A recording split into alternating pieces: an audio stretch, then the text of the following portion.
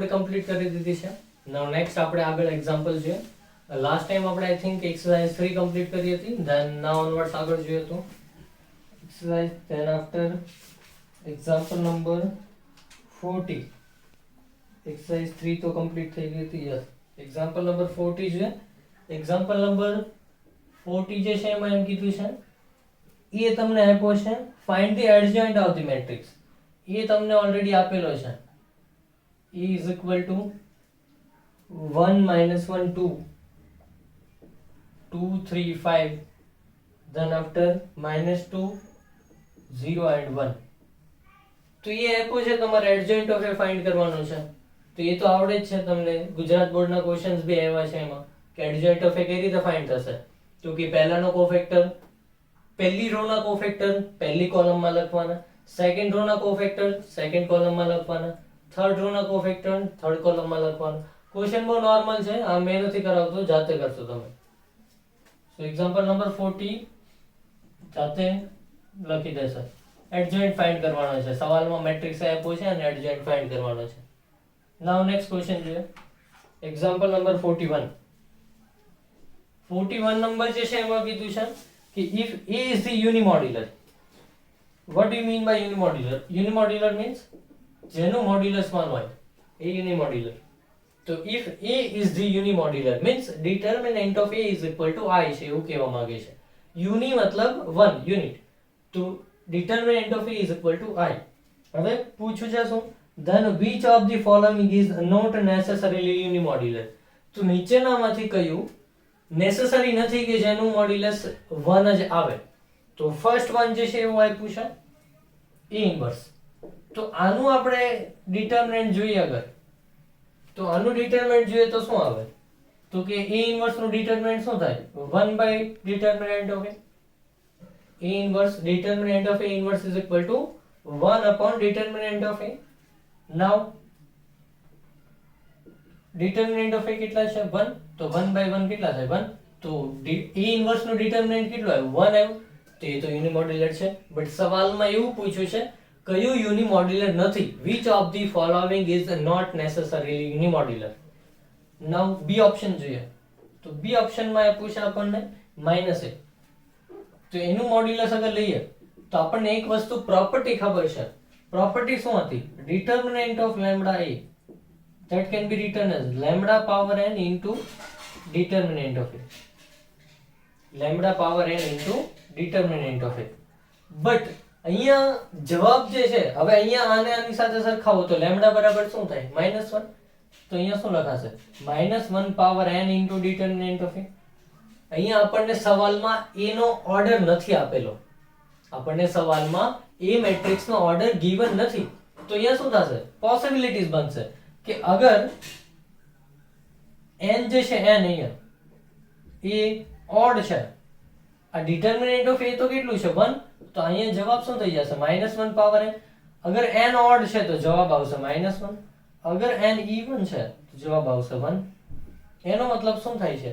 Answer n ની value ઉપર depend કરે છે. ઓડ છે યા ફિર ઇવન છે એના ઉપર ડિપેન્ડ કરે છે. તો આન્સર એના અકોર્ડિંગ -1 આવી શકે યા ફિર 1.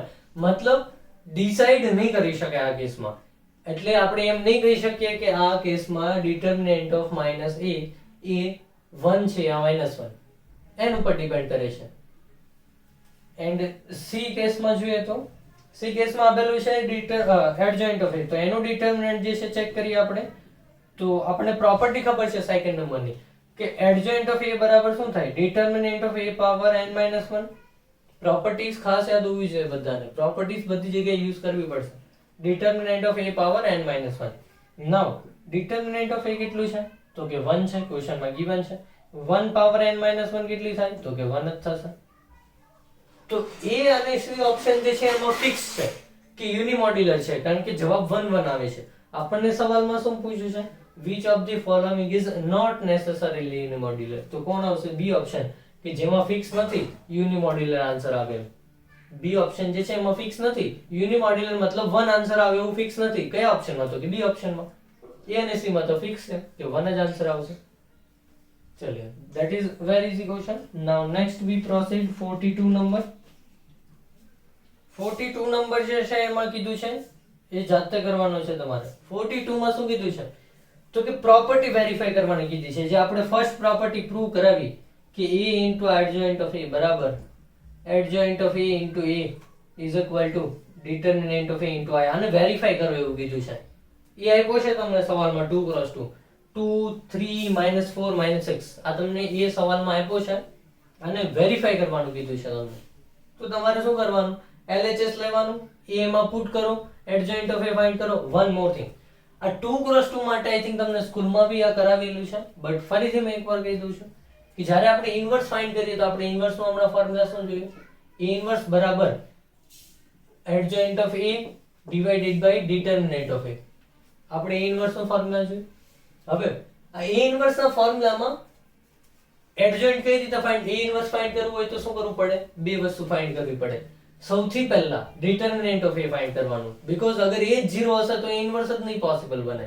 તો સૌથી પહેલા ફર્સ્ટ ઓફ ઓલ તમારે ચેક કરવાનું determinant a whether that is 0 or not, 0 છે યા ફિર નથી.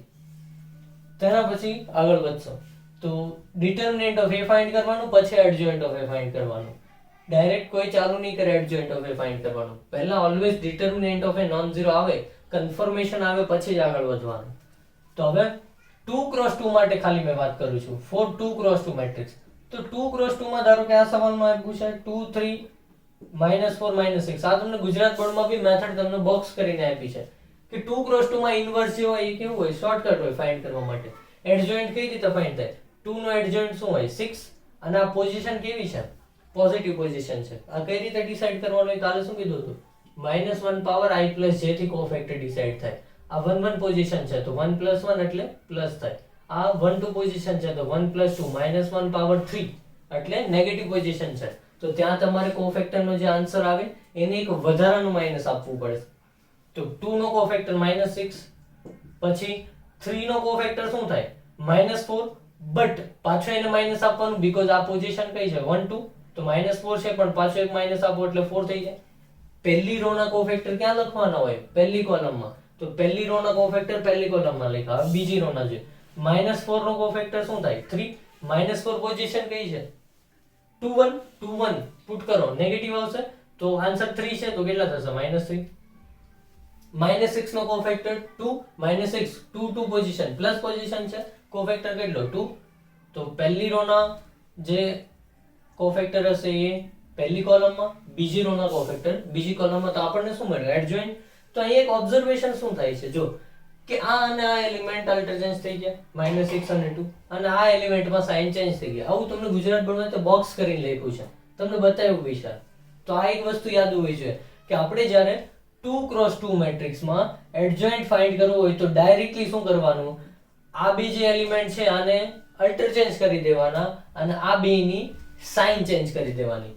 3 અને આ જે આ બાજુના ક્રોસ ડાયગોનલમાં છે એની સાઇન ચેન્જ કરવાની, આ બાજુના મેઇન ડાયગોનલમાં છે એની પોઝિશન આલ્ટર ચેન્જ કરવાની. તો આ શોર્ટકટ એક ધ્યાન રાખશે. 2 ક્રોસ 2 માટે 3 ક્રોસ 3 માં તો તમારે એન્ટાયર પ્રોસિજર ફોલો કરવી પડશે. પહેલી રો ને પહેલી કોલમમાં લખવાનું, બીજી રો ને, એમાં કોઈ તમને કોઈ ટ્રેન્ડ કોઈ શોર્ટકટ નથી. આ ઓન્લી 2 ક્રોસ 2 માટે છે કે એડજોઇન્ટ ફાઇન્ડ કરવો હોય તો મેઇન ડાયગોનલ એલિમેન્ટ જે છે એને આલ્ટર ચેન્જ કરવાના અને આ બાજુના જે ક્રોસ ડાયગોનલ છે એને શું કરવાનું, સાઇન ચેન્જ કરવાની. તો આ તો તમને આપ્યું છે ગુજરાત બોર્ડમાં, મેં લખતો નથી, આ કહી દીધું તમને. આ એડજોઇન્ટ ઓફ a 2 ક્રોસ 2 માં કઈ રીતે ફાઇન્ડ થાય, આ બેને આલ્ટર ચેન્જ કરવાના, અહીંયા સાઇન ચેન્જ કરવાની. આ બોર્ડમાં આપેલું છે ઓલરેડી, ઘણા બધા દાખલા બી ગણેલા છે તમે. તો અહીંયા શું કરીશું, આ ક્વેશ્ચનમાં a આપ્યું છે, પુટ કરવાનું, એડજોઇન્ટ ઓફ a મળ્યું સીધું, એ શોર્ટકટ થી a પુટ કરવાનું, બસ. તો આ બે નો આન્સર શું આવવો જોઈએ, determinant of a into i. હજી એકવાર મેં કહી દઉં, a ઇન્વર્સ ફાઇન્ડ કરતી વખતે ઓલવેઝ પહેલા ડિટર્મિનન્ટ ઓફ a ફાઇન્ડ કરવાનું, પછી જ આગળ વધવાનું. સમટાઈમ્સ મે બી પોસિબલ એવું તો થઈ શકે કે ડિટર્મિનન્ટ ઓફ a જ 0 આવી જાય, પણ આપણે પહેલા જો એડજોઇન્ટ ઓફ a ફાઇન્ડ કરીશું તો ખબર નહીં પડે કે ડિટર્મિનન્ટ ઓફ a 0 છે કે નહીં. તો એડજોઇન્ટ ઓફ a અગર ડિટર્મિનન્ટ ઓફ a 0 આવ્યો તો પાછળનો જે છે ટાઈમ ફેલ જશે. તો first of all determinant of a find કરવાનો, પછી જ ઇન્વર્સ માં આગળ પ્રોસીડ કરવાનું. ચલે આ તો 42 નંબર જે છે આપ જાતે કરશો. નાઉ નેક્સ્ટ ક્વેશ્ચન છે 43 નંબર. આમાં વેરીફાઈ કરવાનું છે 2 નંબરમાં ઓન્લી બે રિઝલ્ટ વેરીફાઈ કરવાના છે. ફર્સ્ટ તમારે આનું LHS લેવાનું એ આવવું જોઈએ, સેકન્ડ વન આ LHS લેવાનું આ આવવું જોઈએ. નાઉ નેક્સ્ટ ક્વેશ્ચન જોઈએ 43 નંબર. તો 43 નંબર ક્વેશ્ચનમાં કે એવું કહે છે કે let A be the square matrix of order n. એનો ઓર્ડર n છે એવું આપ્યું છે. and B be the its adjoint. મતલબ કે B જે છે એ A નો એડજોઇન્ટ છે. આવું સવાલમાં આપેલું છે. B જે છે એનો એડજોઇન્ટ છે. એટલે આપણે શું લખી દીધું? B બરાબર એડજોઇન્ટ ઓફ A. અને A નો ઓર્ડર કેટલો છે? n છે. એવું બી સવાલમાં આપેલું છે. તો A નો ઓર્ડર n છે. B એ A નો એડજોઇન્ટ છે. તો B બરાબર એડજોઇન્ટ ઓફ A. ચલિए નાઉ આપણને ફાઇન્ડ કરવા એવું કીધું છે, પ્રૂવ કરવાનું કીધું છે કે લેફ્ટ સાઈડ અગર આપણી આ છે કે AB પ્લસ KIN આપણી લેફ્ટ સાઈડ છે અને રાઈટ સાઈડમાં આપણે પ્રૂવ કરવાનું છે કે determinant of A plus K power n. આવું આપણે પ્રૂવ કરવું છે. અને આ આપણી લેફ્ટ સાઈડ છે કે AB પ્લસ KIN. તો આપણે નોર્મલી શું કરીશું? B ની વેલ્યુ સબસ્ટિટ્યુટ કરી દઈશું. B બરાબર શું આપ્યું છે? Adjoint of A. તો B ની વેલ્યુ અહીંયા સબસ્ટિટ્યુટ કરી દઈએ તો શું થઈ જશે LHS? તો કે A ઇન્ટુ B ની જગ્યાએ શું પુટ કરીશું? Adjoint of A. તો B ની જગ્યાએ પુટ કરીશું adjoint of A plus KIN. હવે આપણને પ્રોપર્ટી ખબર છે કે A into adjoint of A into adjoint of A બરાબર શું થાય? Determinant of A into I. આ પ્રોપર્ટી યુઝ કરીશું આપણે. A into adjoint of A બરાબર determinant of A into I. First property તો એને આપણે યુઝ કરીએ અહીંયા. તો કે A into adjoint of A ની જગ્યાએ લખીશું determinant of A into I plus KIN. અહીંયા બી n લખીશું કારણ કે ઓર્ડર જે A નો હશે એ જ I નો ઓર્ડર હશે. નાઉ A નો ઓર્ડર n છે તો I નો ઓર્ડર બી શું હશે? n હશે. નાઉ અહીંયાથી કોમન શું આવે છે? તો કે I કોમન આવે છે અહીંયાથી. તો અંદર શું વધશે? Determinant of A plus K. તો IN કોમન. હવે આ તો શું છે? કોન્સ્ટન્ટ છે કારણ કે ડિટર્મિનન્ટ ઓફ A કોન્સ્ટન્ટ હોય પ્લસ K કોઈ કોન્સ્ટન્ટ વેલ્યુ છે તો આ બેનો સમેશન બી કે કોન્સ્ટન્ટ હશે. તો આ કે કોન્સ્ટન્ટ વેલ્યુ ઇન્ટુ IN. તો આ કોના જેવું થઈ ગયું? તો કે હમણાં અહીંયા આપણે લખ્યો તો આ અહીંયા યુઝ કરીશું કે determinant of lambda A is equal to lambda power n into determinant of A. તો અહીંયા લેમ્ડા કોણ છે એ જોવાનું છે. જો A ની જગ્યાએ આપ્યું છે તમને IN. A ની જગ્યાએ આ મેટ્રિક્સ આપ્યો છે IN અને લેમ્ડા ની જગ્યાએ કોણ છે? કોન્સ્ટન્ટ માં આ છે determinant of A plus K. Always આ પ્રોપર્ટી ફોલો કરતી વખતે તમારે બે વસ્તુ ચેક કરવાની. મેટ્રિક્સ કોણ છે? કોન્સ્ટન્ટ કોણ છે? મેટ્રિક્સ અહીંયા A છે, કોન્સ્ટન્ટ લેમ્ડા છે. મેટ્રિક્સ અહીંયા IN છે, constant determinant of A plus K છે. હવે આ લેમ્ડા છે, આ આપણા માટે મેટ્રિક્સ છે. તો લેમ્ડા કેટલી પાવર સાથે બહાર આવશે? કે જે આનો ઓર્ડર હોય. આનો ઓર્ડર કેટલો છે? મેટ્રિક્સ નો ઓર્ડર n છે. તો આ કેટલી પાવર સાથે બહાર આવશે? Determinant of A plus K power n અને ઇન્ટુ ડિટર્મિનન્ટ ઓફ A કોણ છે અહીંયા? IN. તો આપણને ખબર છે I નું તો ઓલવેઝ ડિટર્મિનન્ટ કેટલું થાય? 1. તો વધુ શું only determinant of A plus K power n કે જે આપણે પ્રૂવ કરવાનું હતું રાઈટ સાઈડમાં. તો શું કર્યું આપણે? સવાલમાં આપ્યું હતું B બરાબર એડજોઇન્ટ ઓફ A. B બરાબર એડજોઇન્ટ ઓફ A ને આપણે સબસ્ટિટ્યુટ કરી દીધી વેલ્યુ LHS માં. હવે અહીંયા સબસ્ટિટ્યુટ કરીને આપણે શું કર્યું? ફર્સ્ટ પ્રોપર્ટી યુઝ કરી A into adjoint of A. તો થઈ ગયું determinant of A into I. અહીંયા પુટ કરી દીધું. હવે આમાંથી કોમન કાઢી લીધા IN. IN કોમન નીકળી જાય તો શું વધે? Determinant of A plus K અને IN કોમન. હવે અહીંયાથી પ્રોપર્ટી આપણે આ યુઝ કરી કે determinant of lambda A is equal to lambda power n into determinant of A. તો અહીંયા શું થશે? Determinant of A plus K power n into determinant of IN. અને અહીંયા IN નું ડિટર્મિનન્ટ 1 થાય તો ઓનલી આવે જ. નાઉ નેક્સ્ટ ક્વેશ્ચન જોઈએ 44 નંબર. 44 નંબર ક્વેશ્ચન જે છે એ ઇમ્પોર્ટન્ટ છે વેરી, બીકોઝ આના જેવો સેમ ટુ સેમ ઓનલી પાવરમાં ડિફરન્સ છે અને થોડું મેટ્રિક્સ આપ્યું છે એમાં ડિફરન્સ છે. સેમ ટુ સેમ ક્વેશ્ચન તમને આપ્યો છે સિંગલ કરેક્ટ એડવાન્સમાં 4th નંબર ક્વેશ્ચન જે છે એ તમને આપ્યો છે ત્યાં, એ બધાએ સોલ્વ કરવાનો છે. મેં આ ક્વેશ્ચન સોલ્વ કરાવું છું. આની જેવો જ છે, સેમ ટુ સેમ, કોઈ ફરક નથી એમાં, ખાલી પાવરનો ને એનો ફરક છે અને થોડો મેટ્રિક્સ અલગ છે બસ. Same to same. Page number I think કઈ 63 અરાઉન્ડ હશે કઈ. અને સિંગલ કરેક્ટમાં, એડવાન્સમાં, જે એડવાન્સમાં સિંગલ કરેક્ટમાં 4th નંબર ક્વેશ્ચન. આની પહેલા બી આઈ થિંક મેં તમને એકવાર કીધું હતું એ ક્વેશ્ચન સોલ્વ કરશે હવે આ ક્વેશ્ચન કરાવી દીધા પછી. ચલે તો 44 નંબર ક્વેશ્ચનમાં એવું કઈ કહે છે કે if s is equal to √3 minus 1 divided by 2 √2 અને √3 plus 1 divided by 2 √2 minus √3 plus 1 divided by 2 √2. Here √3 minus 1 divided by 2 √2. હવે આપણે આમાં શું કરીશું તો કે આ જ વેલ્યુ નહીં રાખીએ, આપણને ટ્રિગોનોમેટ્રીમાં આપણે ભણી ગયેલા છે સમ 15 degree angle, 22.5 degree angle, 67.5 degree angle, તો આ બધા એંગલનો યુઝ કરીશું. 36 ડિગ્રી, 72 ડિગ્રી. તો આ પહેલી વેલ્યુ જે છે, પહેલી વેલ્યુ કોની છે? sin 15 ડિગ્રીની છે. જો √3 minus 1 સોરી √3 minus 1 by 2 √2 કોની વેલ્યુ છે તો કે sin 15 ડિગ્રીની વેલ્યુ છે.